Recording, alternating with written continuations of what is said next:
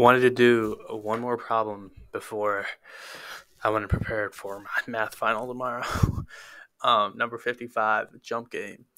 You're given an integer array nums. You're initially positioned at the array's first index, or the zero index, and each element in the array represents your max jump length. Return true. So it's a Boolean type question. Return true if you can reach the last index or false otherwise. So let's take example 1. We have 2, 3, 1, 1, 4. Correct? 2, 3, 1, 1, 4.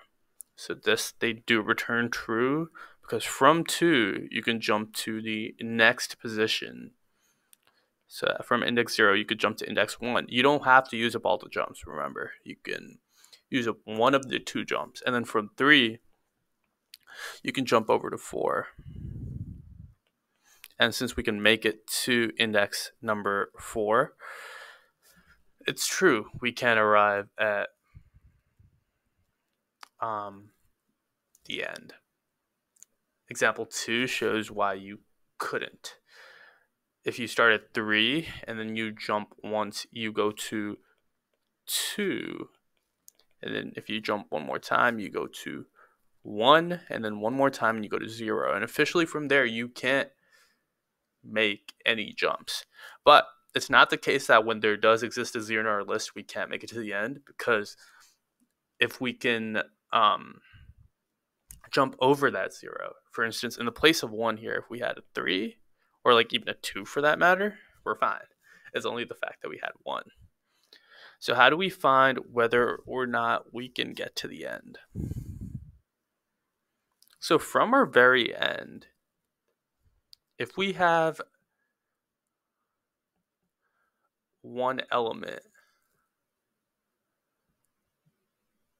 that, so it's kind of working backwards, right? We start here and then we go one position back and check if we have an element that is 1 or higher, right? Then we maintain the true. If it's not 1 or higher, we keep it at false, and then we go to the next one. And we check if that element is 2 or higher. If we did find a 1 in that spot, then we can maintain the true. And if we maintain the true, let's think of maintaining the true. Maintain true is equal to resetting counter, right? If we maintain the true and then we go to the, okay, so for example, in this example, I see a 1, right? So we're true. We go here. We just need a 1 to get to that spot. We see the 1, right? And then we jump 3 spots backwards. And then we see a 1.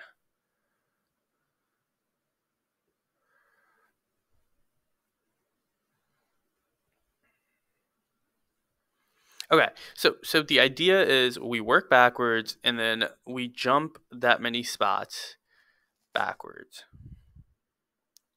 We don't just jump one spot backwards. So once we're at the 3 here, we're meant to jump 3 spots backwards and check if there's a value greater than or equal to 1 in that spot. But if we go before index 0,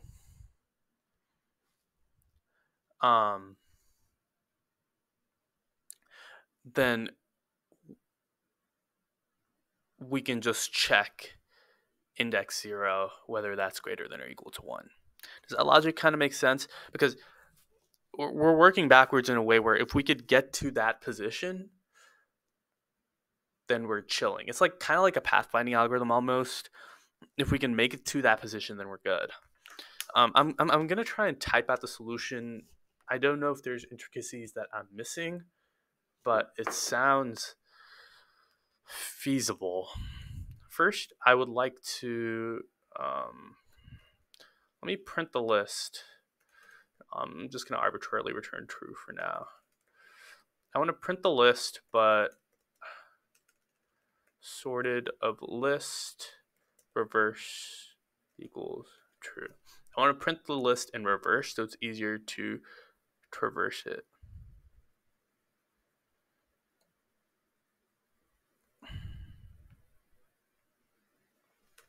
Let me try list.sort.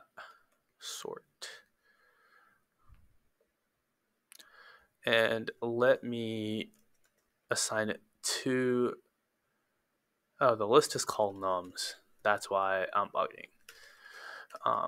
It was not meant to be list. It's like a step one, right? So we have, why are we printing nothing?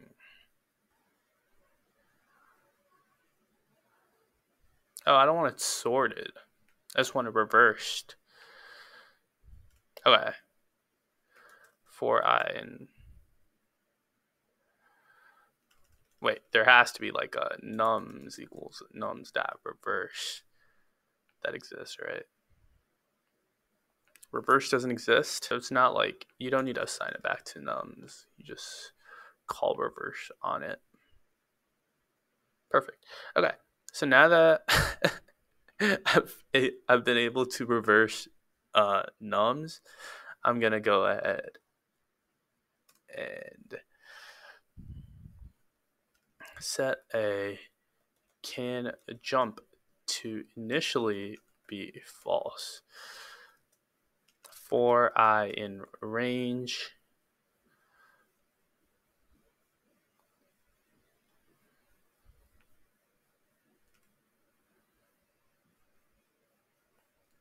let's do while I not equal to len of nums minus 1. While we're not at the last index, we want to keep iterating.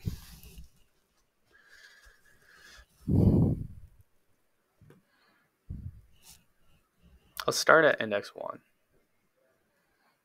right? Because we want to start from the very second element.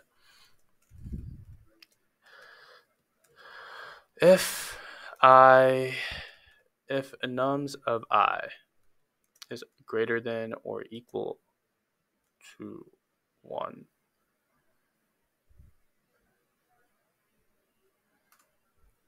can jump equals true and I plus equals nums of I. Now here we have to include a test for when we go past end. Else can jump equals false. Scratch this, bro. Let's do this thing called count to beat, right? And set it to 0. Every time we iterate through something, so basically, if the nums of I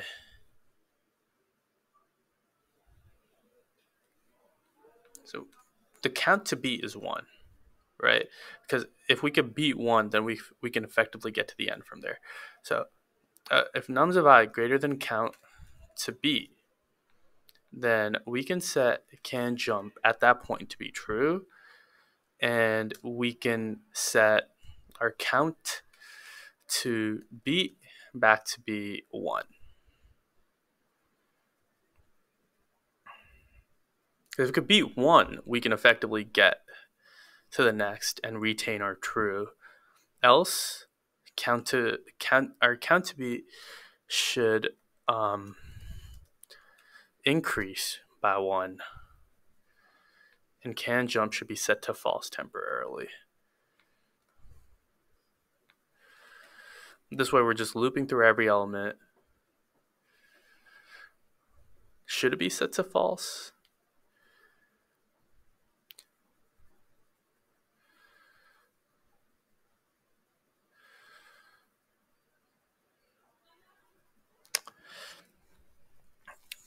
All right.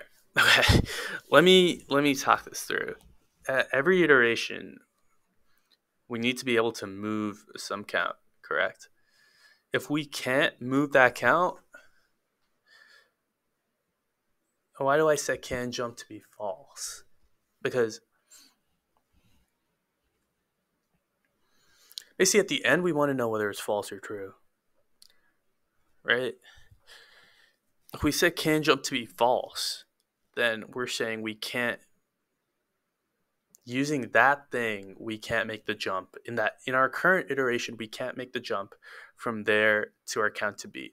So we'll increment it and keep going and see if something else could beat it. If it could, great. Okay, that makes perfect sense.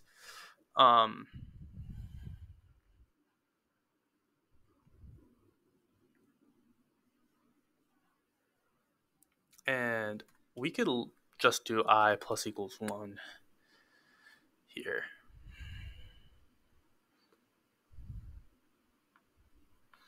And when I does equal the count to be, okay, sweet. Now we could just return can jump and add our colon.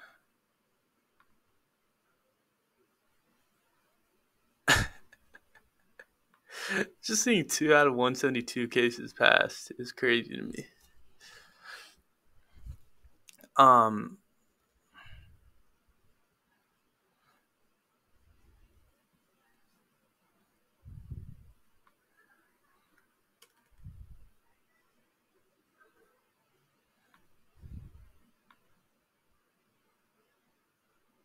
What? Yo, I'm so confused how changing one number like that could change so many test cases. 0 is expected false, but we're getting a true. If nums of I greater than or equal to count to be, but nums of I is 0 and count to be is 1. So how does this even return true? I'm confused. Oh, it's meant to return true.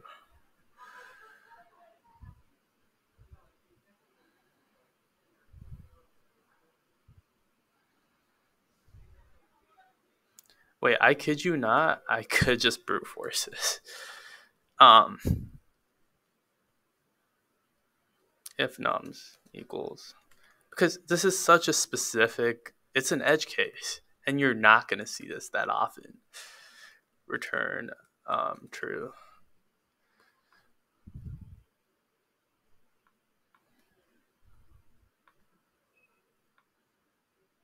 What's our final test case? Now, why does this even return false? Oh, because we only have one element. What if I set I equals 0? Does that fix it? No, that ruins it. Okay, I can be 0 because we don't care about that element. We don't care about the last element. We want to get there.